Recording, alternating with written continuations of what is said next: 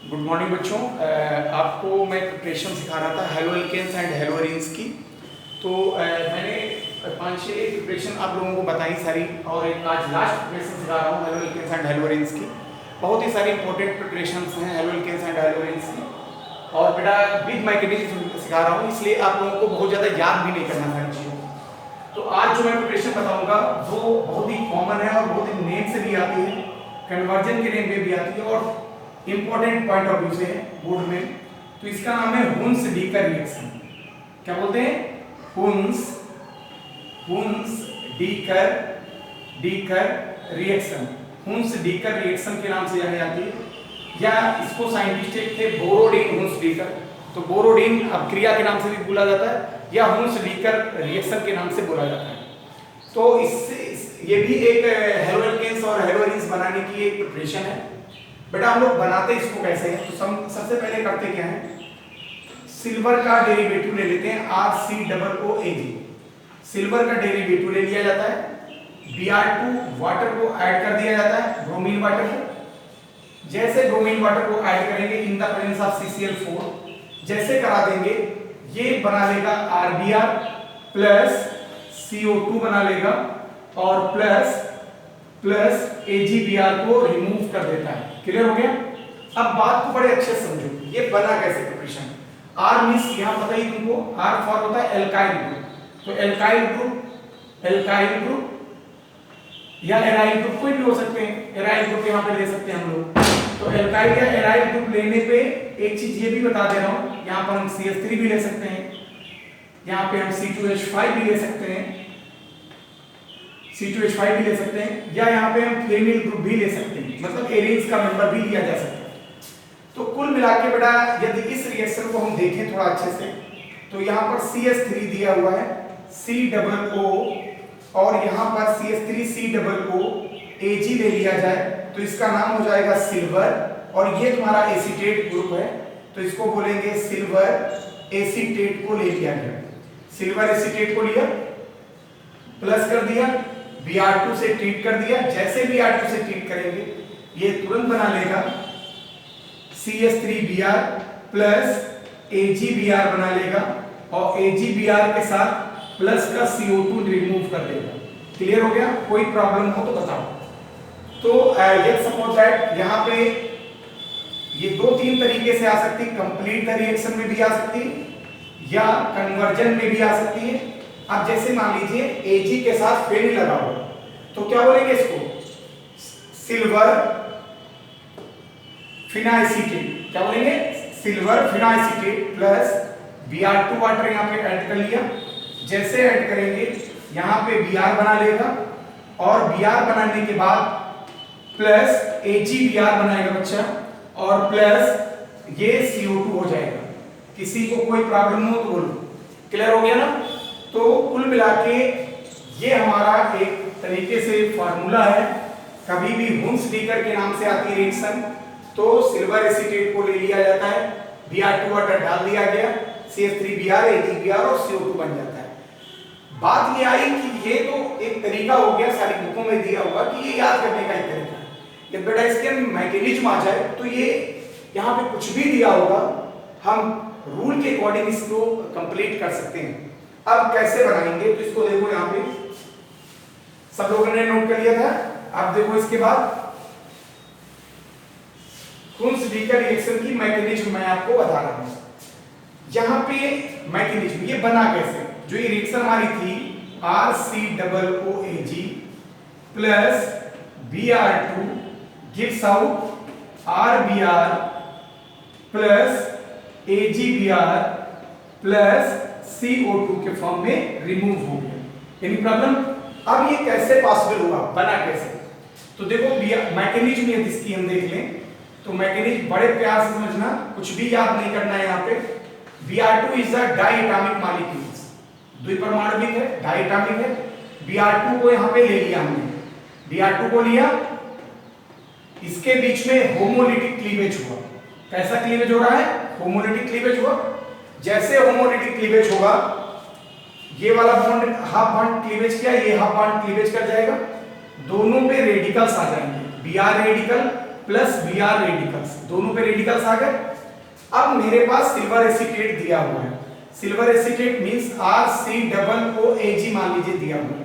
तो metal have tendency to release the electrons, metal electrons देता है, जैसे ये देगा ये प्लस के फॉर्म में निकल जाएगा और यहां से क्या बन गया RCOO माइनस का हो जाएगा और Ag हमारा प्लस का हो गया। अब एक चीज ध्यान दो, Ag प्लस का Br रेडिकल का, तो AgBr निकल गया, मतलब ये वाला प्रोडक्ट हमारा बन गया। क्लियर हुआ? अब हमारे पास बचा क्या, RC डबल बॉन्ड O और O यहाँ पे बेटा माइनस का, यदि माइनस मूव करेगा तो बॉन्ड बना लेगा और ये डबल बॉन्ड यहाँ से क्लीवेज कर जाएगा।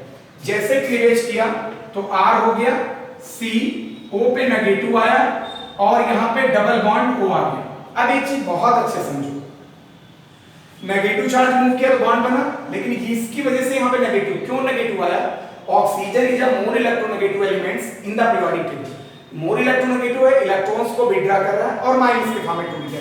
अब बेटा यहाँ पे क्वेश्चन बच्चे करते हैं कि सर आपने इसको यदि मूव किया तो ये इलेक्ट्रोनेगेटिव, ये क्लीवेज होना चाहिए। नहीं बेटा, रिएक्शन में बैकवर्ड रिएक्शन हम तभी प्रोसीड करते हैं जब इलेक्ट्रोफाइल्स हमारा बहुत मजबूत होना चाहिए। तो यहाँ पे हमने देखा जब इस साइड से मूव किया तो बॉन्ड बना है और ये एल्काइल ग्रुप पे नेगेटिव चार्ज आ गया और ये लीनियर CO2 बन गया, हमारा डबल बॉन्ड आ गया।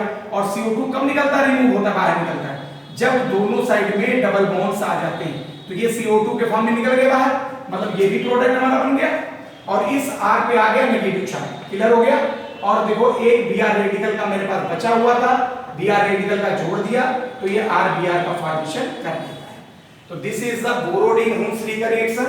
बहुत अच्छे से मैकेनिज्म इसको 2-3 बार रिपीट करके समझो और क्लियर कर लो, कुछ भी याद नहीं करना। अब देखो R की जगह वो कुछ भी चेंज कर सकता है एग्जाम में, कोई भी एग्जाम में कोई भी क्वेश्चन बन के आएगा, केवल एल्काइल ग्रुप या एराइल ग्रुप को चेंज करेगा, बाकी सेम प्रोसेस रहेगी और सेम तरीके से प्रोडक्ट का फॉर्मेशन हो जाएगा। क्लियर हो गया? अब इसके बाद नेक्स्ट प्रिपरेशन देखो, इसमें बोरोडीन-हुम्स-लीकर देखने के बाद बेटा एक रिएक्शन इसमें और इंपॉर्टेंट है जिसको हम लोग बोलते हैं फिंकल-स्टीन रिएक्शन। क्या बोलते हैं? Finkel-Stein reaction. अब फिंकल-स्टीन रिएक्शन क्या होती है? क्वार्टस फिंकल-स्टीन साइंटिस्ट का नाम था, उन्हीं के नाम पे इसका नाम पड़ गया फिंकल-स्टीन रिएक्शन। फिंकल-स्टीन रिएक्शन,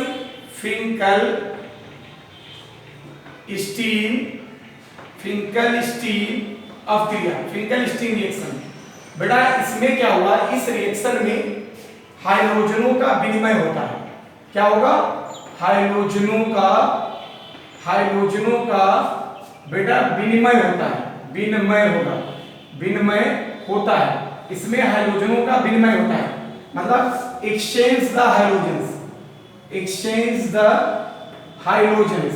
इसमें हाइड्रोजन का विनिमय होगा या एक्सचेंज द हाइड्रोजन्स होगी। तो एक्सचेंज द हाइड्रोजन्स मींस ये होगा, मान लीजिए RX हमें दिया गया है, कोई भी, बहुत अच्छे समझना, प्लस कर दिया, यदि सोडियम आयोडाइड से ट्रीट कर दें। अब देखो बेटा एक चीज बताऊं, आयोडीन का मास ज्यादा होता है इन कंपेयर, X भी हाइड्रोजन है, यहाँ पे क्लोरीन हो सकता है, ब्रोमीन हो सकता है, फ्लोरीन हो सकता है, एक्सेप्ट आयोडीन। सोडियम आयोडाइड से ट्रीट करेंगे तो देखो आयोडाइड एक्सचेंज करेगा यहाँ पे और X एक्सचेंज करेगा सोडियम के पास, तो ये बना लेगा क्या, Ri बनाएगा और प्लस हो गया NaX बना लेगा। ध्यान रखना इसमें जो मेटल आयोडाइड लिया जाएगा वो सोडियम आयोडाइड को लिया जाता है। क्लियर हो गया? जैसे मान लीजिए CH3 यहाँ पे Cl होता और प्लस NaI दिया गया हमारे पास था, जैसे ट्रीट करेंगे आयोडीन एक्सचेंज यहाँ कर जाएगा, Cl एक्सचेंज यहाँ करेगा और ये तुरंत बना लेगा CH3I plus NaCl। Any problem किसी को? इस भी रिएक्शन को नोट कर लो आप लोग। और आयोडाइड क्यों लिया गया? Iodide is a much electropositive metallic character in compare the hydrogens. Okay, थोड़ा सा तुम लोगों ने फर्स्ट में इंटर हाइड्रोजन कंपाउंड्स भी देखे होंगे। इंटर हाइड्रोजन में यही होता है, जो मोर इलेक्ट्रोनेगेटिव होता है उसी इलेक्ट्रोनेगेटिव में जो एक पॉजिटिव कैरेक्टर रिप्रेजेंट करता है वो डिस्प्लेस कर सकते हैं। क्लियर हो गया? फिंकल-स्टीन के बाद एक रिएक्शन और भी आती है जिसका नाम है स्वार्ट रिएक्शन। वो भी एक्सचेंज हाइड्रोजन्स होता है और मेटालिक हाइलाइट्स के बीच में भी होता है। इस रिएक्शन की पिक ले लिया आप लोगों ने। अब देखो इसके बाद एक होती है स्वाट रिएक्शन। स्वाट रिएक्शन में क्या था, स्वाट रिएक्शन भी एक्सचेंज द हाइड्रोजन से मिला। दोनों में कंफ्यूजन बहुत रहती है बच्चों को। इस रिएक्शन में, स्वाट रिएक्शन में स्वाट अपक्रिया, स्वाट अपक्रिया में क्या है बेटा, बहुत अच्छे समझो सब लोग। जैसे मान लीजिए RX हमने यहाँ पे लिया, लेकिन RX के साथ बेटा, RX ये हमने लिया यहाँ पे, तो RX के साथ यहाँ पे सिल्वर फ्लोराइड को हमें लेना पड़ेगा। अब देखो मेरी बात समझो, इस X की जगह क्या क्या ले सकते हैं, आयोडीन ले सकते हैं, ब्रोमीन ले सकते हैं, क्लोरीन ले सकते हैं।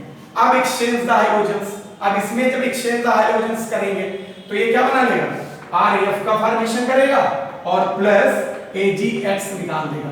बेटा एक चीज बिल्कुल याद रखना, स्वाट में सिल्वर फ्लोराइड का कॉम्बिनेशन कराया जाता है और फिजिकल स्टील में सोडियम आयोडाइड मेटालिक फॉर्म में लिया जाता है। अब जैसे सपोज दैट CH3 ये Br होता है और प्लस AgCl यहाँ पे हमने ले लिया, AgF ले लिया, तो ये एक्सचेंज कर देगा हाइड्रोजन्स को। जैसे एक्सचेंज करेगा ये तुरंत फॉर्मेशन कर लेगा क्या, CH3F बना लेगा और प्लस AgBr का फॉर्मेशन कर लेता है। क्लियर हो गया, नोट कर लो बेटा भी। और ये तुम्हारा प्रिपरेशन कंप्लीट हो गया। मेरा जो आप लोगों को नेक्स्ट वीडियो मिलेगा वो इसी का एक टॉपिक है पूरा ये जो क्लोरोफॉर्म, मैं क्लोरोफॉर्म की कल सारी प्रिपरेशन का एक वीडियो आप लोगों को दूंगा, बड़े ध्यान से उसको भी पढ़िएगा। फिर इसकी फिजिकल प्रॉपर्टी और केमिकल प्रॉपर्टीज देता हूं। Thank you.